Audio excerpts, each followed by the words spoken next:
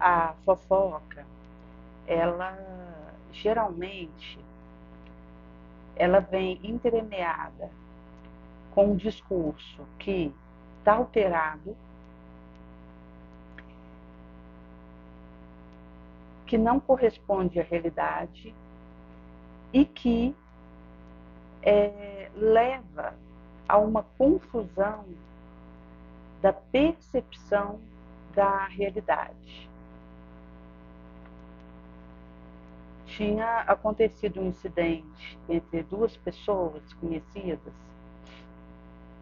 e uma delas me chamou no privado, no WhatsApp, para colocar a situação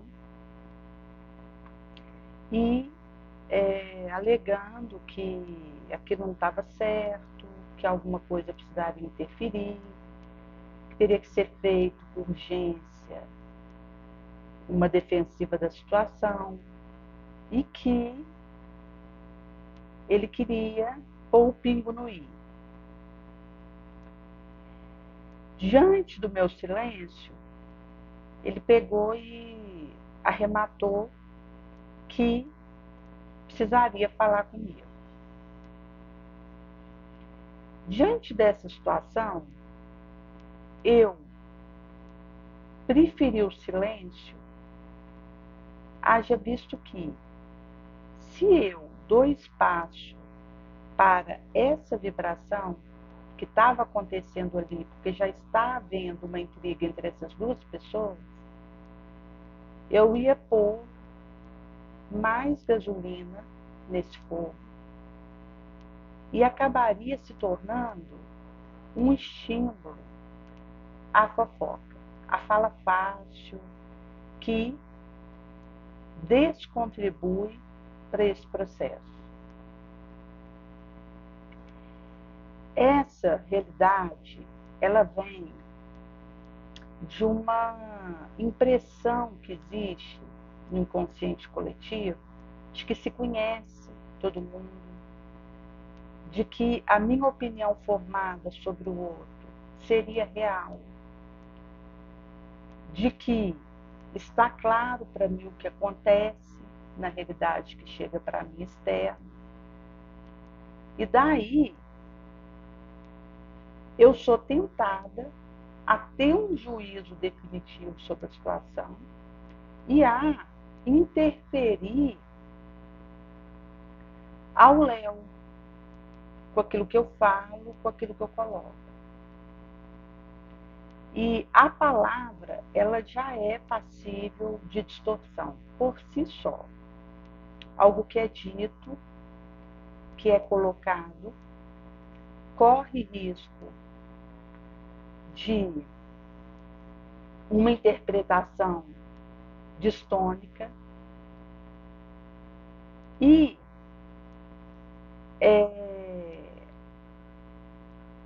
leva a uma falha da comunicação com a consequência que advém daquilo. Então, tem quem pense que a mentira branca, ela poderia acontecer. Eu estou numa conversa com outro, ele me pergunta alguma coisa que, naquele momento, eu prefiro silenciar daquilo, e eu acho que, para não constranger a conversa, o outro poderia fazer uma mentirazinha. E isso é um espaço que eu abro para uma sombra naquele momento que está acontecendo aquela troca de figurinha. Daí que a mentira, ela sempre vai ser mentira, sob qualquer forma que se apresente. Se tem alguma informação que eu prefiro manter na descrição, na calada, e deixar aquilo para revelar no momento que se acha oportuno, basta que eu silencie. eu inicio uma outra conversa, tento ventilar um outro lado da questão para aquele momento ser produtivo para o outro do que eu estou falando, sem que seja necessário mentir, distorcer a realidade. Porque a distorção do que acontece abre espaço para fofoca, para calúnia, para o mal entendido, para cisânia, com a sua consequência. Daí que na conversa tem que ter esse tino para que aquilo que precisa ficar reservado fique e aquilo que seria interessante colocar seja colocado. Tem uma pessoa que tinha questionado referente a uma colocação que eu tinha feito do risco de desodorante comum para câncer de mama, e eu tinha explicado que o desodorante comum ele causa risco referente a isso pelo princípio ativo que acontece ali, esse tradicional. Uma alternativa seria o leite de magnésia, o óleo de coco, uma alternativa natural. E creminho natural, que seria inofensivo. E a pessoa veio me questionar, e ao fazer isso, ela já me perguntou como que eu fazia, como que era a minha atitude diante daquilo. E eu tinha comentado também que para tomar um banho não é necessário sabonete, esse banho comum do dia a dia, que a água é o suficiente, e para quem tem reação alérgica seria até bom, e economizar água, porque o banho fica mais rápido. Então é uma alternativa. E ela trouxe de volta para mim para como eu fazia.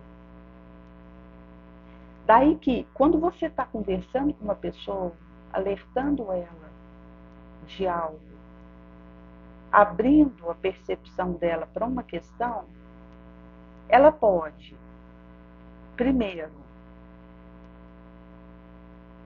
querer fazer diferente, ou ela pode voltar com uma pergunta para você, da sua intimidade, daquilo que você faz, daquilo que você vive. Ou ela pode também achar que você está mentindo. Inclusive, essa pessoa virou e falou para mim, eu não acredito nessa informação. Daí que, antes a pessoa não acreditar em algo que você está falando que vai ajudá-la, do que você mentir ou omitir sobre uma informação.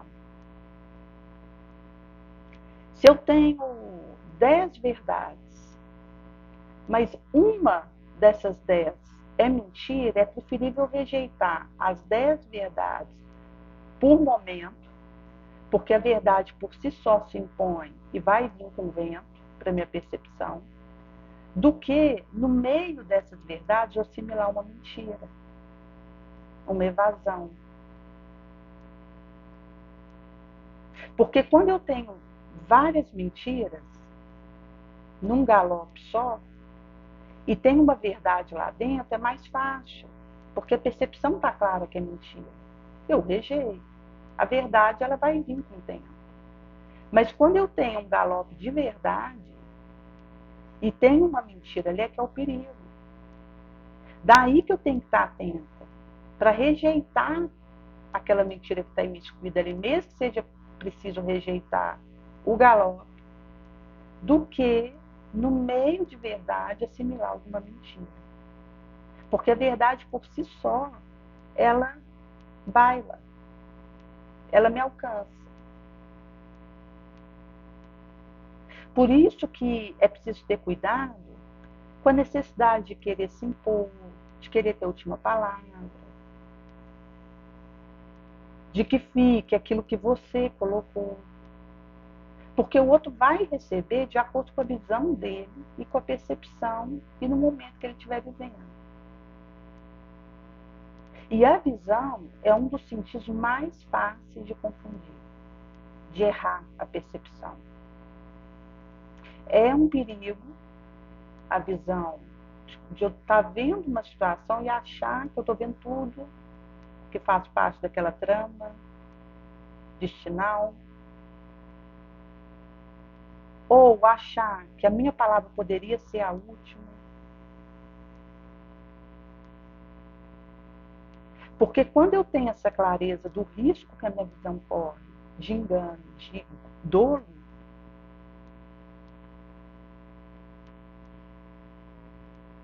de falha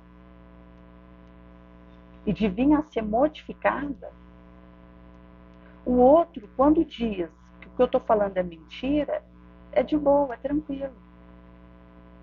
Porque a minha intenção é apenas levar uma informação coerente, boa. Haja visto que, se eu tenho a munição de uma informação boa e guardo só para mim, eu estou sendo uma sombra na vida do outro. Se chega algo de mim importante, que vai aclarar uma situação, que é preciso que do ouvido seja dito ao vento, para que carregue, como Cristo já asseverava. Pega a lâmpada que está debaixo da cama e coloca de cima do telhado. Daí que, se eu estou com essa informação, que é luz pelo que ela traz, e guardo para mim, e põe debaixo da cama, eu estou caindo em omissão e evasão, que dá espaço para confusão, para sombra e para o dolo que vem a partir disso.